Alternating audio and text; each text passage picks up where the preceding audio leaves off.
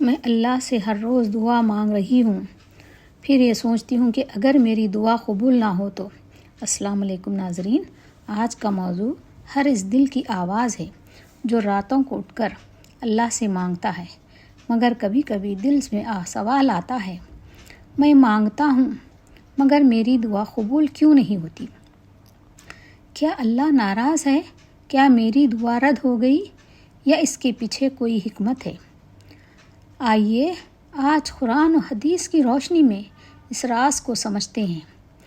کبھی ایسا ہوا ہے کہ آپ نے رات کی تنہائی میں ہاتھ اٹھائے ہوں، آنکھوں میں آنسو ہو، ہونٹوں پر دعا ہو اور دل میں ایک ہی امید ہو، یا اللہ بس اس بار میری سن لے۔ آپ نے بار بار مانگا، دل سے مانگا، ٹوٹ کر مانگا، مگر وقت گزرتا گیا اور وہ دعا پوری نہ ہوئی۔ پھر دل کے کسی کونے سے ایک آہ نکلی، یا اللہ کیا میری آواز تجھ تک نہیں پہنچی؟ کبھی ایسا بھی ہوتا ہے، آپ دوسروں کو دیکھتے ہیں، ان کی دعائیں فوراً قبول ہو جاتی ہیں اور آپ سوچتے ہیں میں بھی تو نماز پڑھتی ہوں یا پڑھتا ہوں، میں بھی تو دعا کرتی ہوں یا کرتا ہوں، پھر میری دعا کیوں نہیں قبول ہوتی؟ آج لاکھوں نہیں کروڑوں دلوں کے اندر یہ سوال چھپا ہوا ہے۔ کسی کی شادی کی دعا رکی ہوئی ہے، کسی کی اولاد کی دعا رکی ہوئی ہے، کوئی بیماری سے شفا مانگ رہا ہے، کوئی رزق کے دروازے کھلنے کی دعا کر رہا ہے اور کوئی صرف دل کے سکون کے لیے رو رہا ہے۔ عزیزو، آج میں آپ کو ایک ایسی حقیقت بتانے جا رہی ہوں جو اگر دل میں اتر جائے تو شکوے، شکایتیں اور بے چینی سب ختم ہو جائیں گے۔ یاد رکھیں، اللہ کبھی کسی بندے کی دعا ضائع نہیں کرتا۔ جی ہاں، ایک بھی دعا، ایک بھی آنسو، ایک بھی آہ اللہ کے ہاں گم نہیں ہوتی۔ اللہ تعالیٰ فرماتا ہے، اور تمہارا رب کہتا ہے مجھ سے دعا کرو میں قبول کروں گا۔ تو سوال یہ نہیں ہے کہ دعا قبول ہوتی ہے یا نہیں، اصل سوال یہ ہے قبولیت کس شکل میں آئی ہے اور کب آتی ہے۔ کبھی کبھی جو ہم مانگ رہے ہوتے ہیں وہ ہمارے لیے نقصان دہ ہوتا ہے، مگر ہم نہیں جانتے، اللہ جانتا ہے۔ ایک چھوٹا بچہ اگر ماں سے چھری مانگے تو کیا ماں دے دیتی ہے؟ نہیں۔ کیوں؟ کیونکہ ماں کو بچے سے زیادہ علم ہے، زیادہ محبت ہے، زیادہ فکر ہے۔ بالکل اسی طرح اللہ کی محبت 70 ماؤں سے زیادہ ہے۔ تو پھر سوچئے، جب وہ کسی دعا کو روکتا ہے تو کیا واقعی وہ انکار ہوتا ہے یا اس کے پیچھے کوئی بڑی رحمت چھپی ہوتی ہے؟ آج کی اس ویڈیو میں ہم جانیں گے دعا کیوں بظاہر قبول نہیں ہوتی، کون سی غلطیاں ہماری دعاؤں کو روکتی ہیں اور وہ کون سے راز ہیں جو دعا کی تقدیر بدل دیتے ہیں۔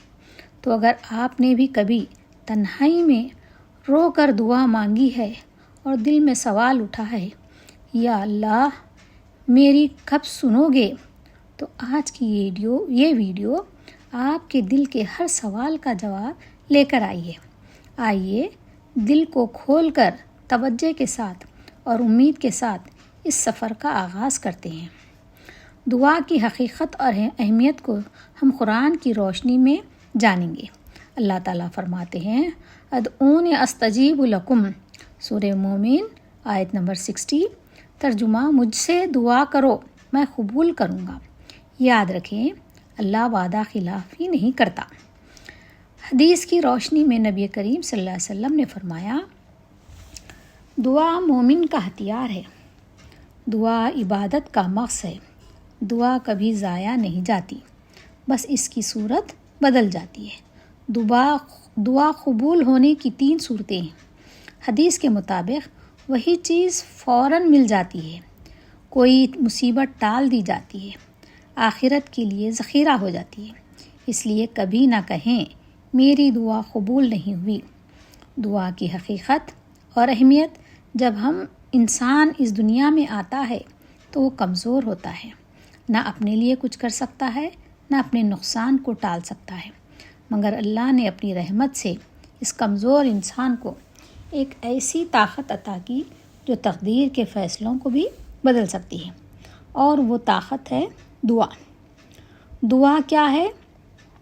دعا صرف الفاظ کا نام نہیں، یہ دل کی پکار ہے، یہ بندے کی عاجزی ہے، یہ اپنے رب کے سامنے جھک جانے کا نام ہے۔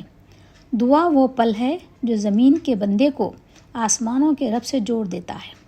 اللہ تعالیٰ قرآن میں فرماتا ہے، ادعونی استجیب لکم المومنین، سورہ نمبر 60، آیت نمبر 60، مجھ سے دعا کرو میں قبول کروں گا۔ غور کیجئے، اللہ نے یہ نہیں فرمایا کہ صرف نیک لوگ دعا کریں یا صرف کامل لوگ دعا کریں، بلکہ فرمایا تم دعا کرو میں قبول کروں گا، یعنی دروازہ سب کے لیے کھلا ہے۔ دعا کی اہمیت حدیث کی روشنی میں نبی کریم صلی اللہ علیہ وسلم نے فرمایا، الدعاء هو العبادتی، دعا ہی عبادت ہے۔ سوچئے، ہم اکثر دعا کو عبادت سے الگ سمجھتے ہیں، حالانکہ دعا خود ایک مکمل عبادت ہے۔ کیوں؟ کیونکہ دعا میں 3 چیزوں جمع ہو جاتی ہیں۔ نمبر 1، بندے کی عاجزی، نمبر 2، اللہ پر یقین، نمبر 3، اللہ سے تعلق۔ یہی تو عبادت کی روح ہے۔ دعا مومن کا ہتھیار ہے۔ نبی کریم صلی اللہ علیہ وسلم نے فرمایا، دعا مومن کا ہتھیار ہے۔ ہتھیار کس چیز کے لیے ہوتا ہے؟ مشکلات کے مقابلے کے لیے، دشمن کے مقابلے کے لیے، کمزوری کے وقت سہارا دینے کے لیے۔ جب راستے بند ہو جائیں، جب ڈاکٹر جواب دے دیں، جب لوگ ساتھ چھوڑ دیں، تب بھی ایک دروازہ کھلا رہتا ہے، اور وہ ہے دعا کا دروازہ۔ دعا کبھی ضائع نہیں جاتی۔ یہ بہت بڑی غلط فہمی ہے کہ میں نے دعا کی مگر قبول نہیں ہوئی۔ نبی کریم صلی اللہ علیہ وسلم نے فرمایا، اللہ بندے کی دعا کو 3 طریقوں سے قبول کرتا ہے۔ وہی چیز فوراً دے دیتا ہے، نمبر 1، اور نمبر 2، کسی آنے والی مصیبت کو ٹال دیتا ہے، نمبر 3، آخرت کے لیے ذخیرہ کر لیتا ہے۔ یعنی کوئی دعا بھی ضائع نہیں جاتی، ہمیں صرف اس کی شکل نظر نہیں آتی۔ دعا بندے کو اللہ کے قریب کرتی ہے۔ کبھی غور کیا آپ نے، جب انسان خوش ہوتا ہے وہ اکثر دعا بھول جاتا ہے، مگر جب دل ٹوٹتا ہے تو بندہ فوراً اللہ کو پکارتا ہے۔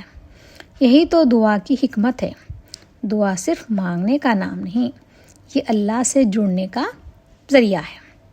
یہ دل کو نرم کرتی ہے، یہ آنکھوں کو نم کرتی ہے، یہ روح کو زندہ کرتی ہے۔ دعا کیوں ضروری ہے، یہ سوچئے۔ اگر انسان دعا چھوڑ دے تو آہستہ آہستہ اس کا دل سخت ہونے لگتا ہے، اللہ سے تعلق کمزور ہونے لگتا ہے، اور انسان اپنے آپ کو خود کفیل سمجھنے لگتا ہے، جو کہ روحانی تباہی کی ابتدا ہے۔ اس لیے نبی کریم صلی اللہ علیہ وسلم نے فرمایا، جو اللہ سے نہیں مانگتا اللہ اس سے ناراض ہوتا ہے۔ یہ جملہ بہت گہرا ہے۔ یہ سمجھتے ہیں مانگنا کمزوری ہے، مگر اللہ کے سامنے مانگنا اصل طاقت ہے، اصل عزت ہے، اصل بندگی ہے۔ دعا مومن کی امید ہے۔ جب سب راستے بند ہو جائیں، دعا راستہ بناتی ہے۔ جب دل ٹوٹ جائے، دعا سہارا بنتی ہے۔ جب اندھیرا چھا جائے، دعا روشنی بن جاتی ہے۔ یاد رکھیں، دعا تقدیر سے ٹکراتی نہیں، بلکہ اللہ کے حکم سے تقدیر کو بدل بھی دیتی ہے۔ عزیز ساتھیو، دعا کو معمولی نہ سمجھیں۔ یہ صرف الفاظ نہیں، یہ مومن کی زندگی کی سب سے بڑی طاقت ہے۔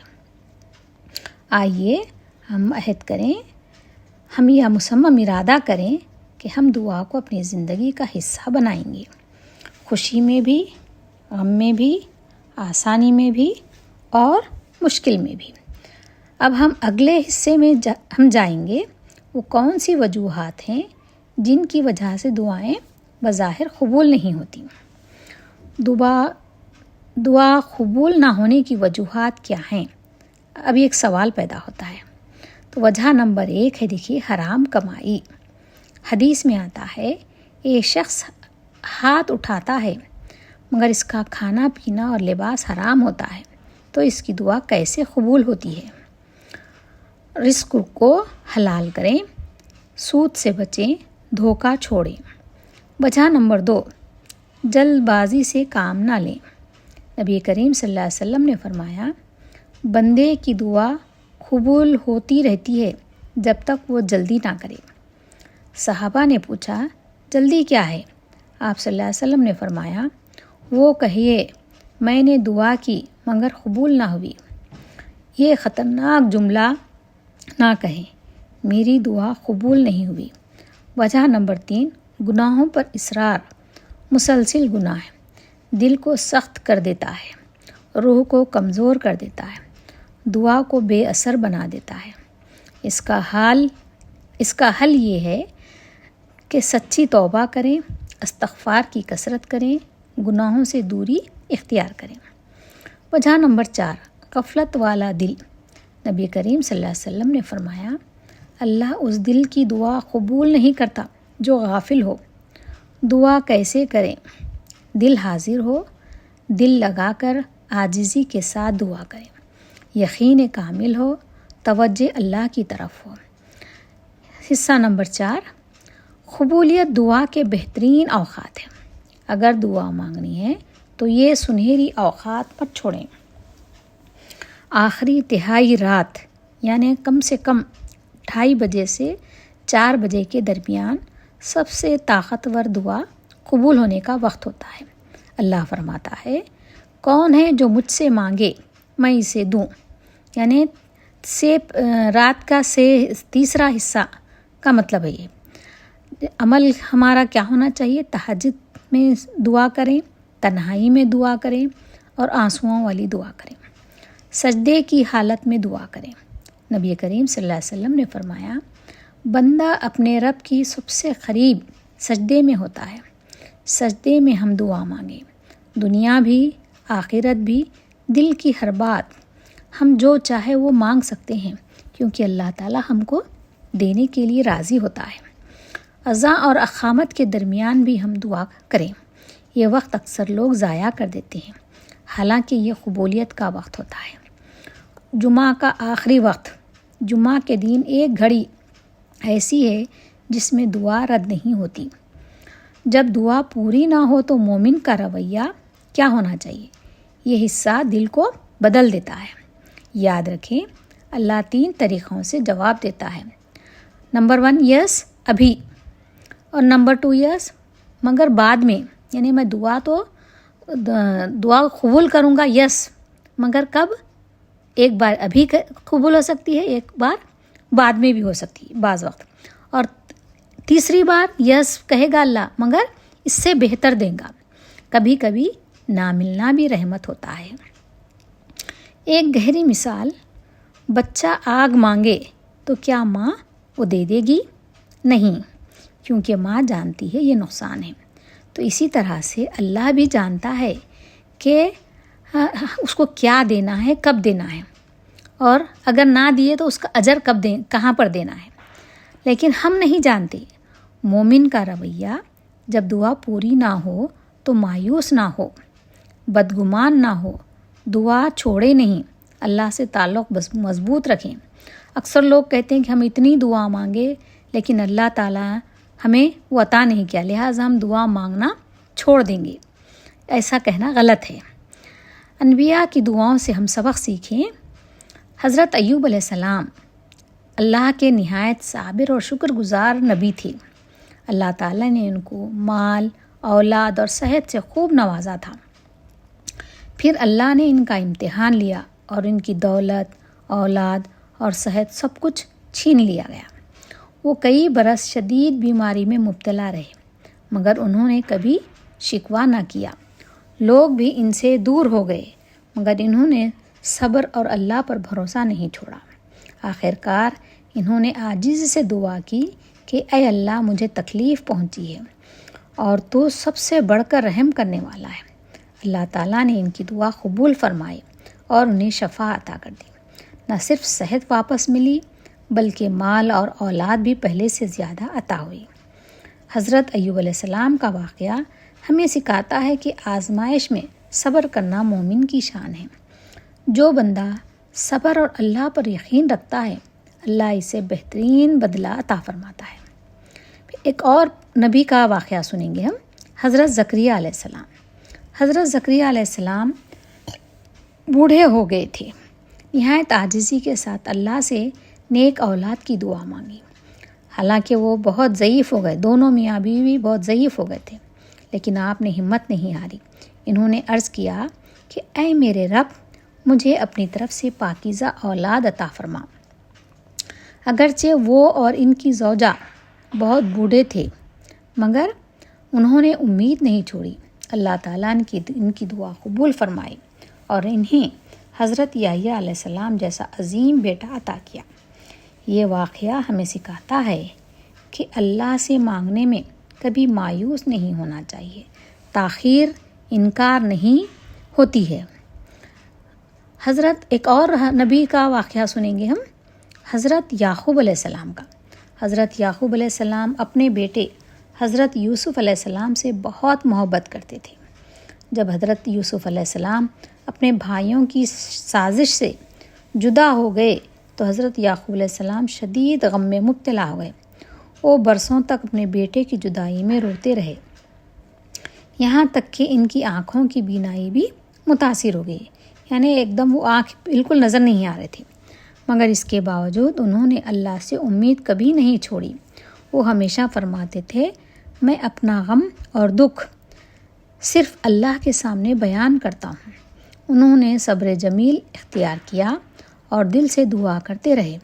حضرت یعقوب علیہ السلام کو پورا یقین تھا کہ اللہ ایک دن ان کے بیٹے کو واپس لوٹا دے گا۔ آخرکار اللہ نے ان کی دعا قبول فرمائی اور حضرت یوسف علیہ السلام دوبارہ آپ سے مل گئے۔ یہ واقعہ ہمیں سکھاتا ہے کہ شدید غم میں بھی اللہ سے امید نہیں چھوڑنی چاہیے۔ سبحان اللہ۔ جو بندہ صبر اور دعا پر قائم رہتا ہے، اللہ اس سے بہترین انجام عطا فرماتا ہے۔ دعا کی قبولیت کے پاورفل نسخے، ہم روزانہ یہ کام کریں، جیسے استغفار 100 بار ادا کریں، درود شریف کثرت سے پڑھتے رہیں، اور حلال رزق کے لیے دعائیں کریں، تہجد کی نماز ادا کریں، صدقہ دیں، عاجزی سے آنسو ادا کریں۔ آخر میں اپنے دلوں کو امید سے بھر لیجئے اور اللہ کی رحمت سے کبھی مایوس نہ ہوں۔ یاد رکھیں، سچی دعا کبھی ضائع نہیں جاتی، وہ ضرور کسی نہ کسی شکل میں قبول ہوتی ہے۔ مشکلیں آئیں تو صبر کو تھام لیجئے اور دعا کا دامن مضبوطی سے پکڑے رکھیں۔ اپنے گناہوں سے توبہ کریں اور اللہ سے تعلق کو مضبوط بنائیں۔ اللہ اپنے بندے کی پکار کو خوب سنتا اور جانتا ہے۔ آئیے ہم سب مل کر دعا کریں، اے اللہ، جو دل ٹوٹے ہوئے ہیں انہیں جوڑ دے، جو ہاتھ اٹھے ہوئے ہیں انہیں خالی نہ لوٹا، جو دعائیں رکی ہوئی ہیں انہیں اپنی رحمت سے قبول فرما۔ اے اللہ، ہماری چھپی اور کھلی دعاؤں کو قبول فرما۔ اے رب العالمین، ہمارے دلوں کو سکون اور ایمان کی روشنی عطا فرما، ہماری مشکلات آسان کر دے اور ہمیں صبر جمیل نصیب فرما، ہمیں اپنی رحمت کے سائے میں ہمیشہ محفوظ رکھ۔ آمین یا رب العالمین۔ وآخر الدعوانا بالخیر۔ اگر یہ ویڈیو آپ کو پسند آئے تو لائک کیجئے، شیئر کیجئے تاکہ دوسروں کو بھی معلومات ہو سکے، اور سبسکرائب لازم کریے۔ اللہ حافظ۔